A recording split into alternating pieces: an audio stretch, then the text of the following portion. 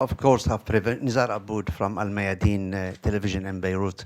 Part of the prevention, of course, is to prevent incitement.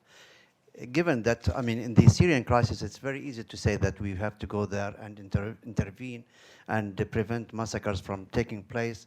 But however, we've seen that tens of thousands of foreign fighters who've been sent to Syria have contributed largely into the genocide that's taken place, and even starving whole populations, putting them under siege. And these are out of control.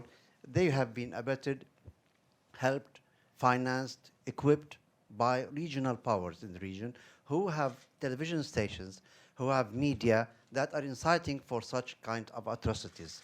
What are you going to do about that? Are you going to discuss this and see how you can get about with such a phenomenon? If I may just... May I follow up on that? Sure, quickly.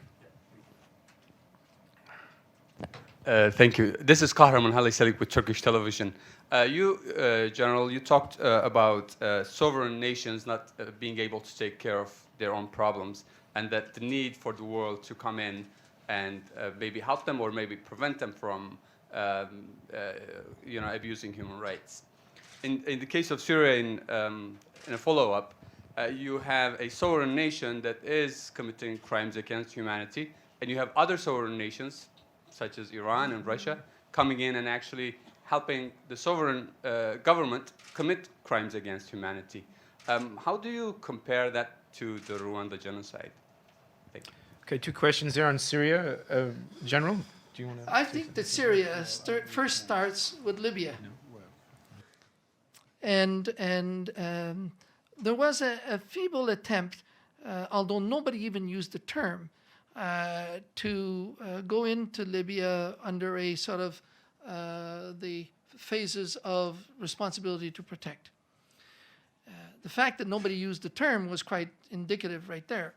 But when Mr. Gaddafi said, "I will crush these cockroaches," those were exactly the terms that the extremist government used in Rwanda. And when he said that, that was the day that boots had to be on the ground.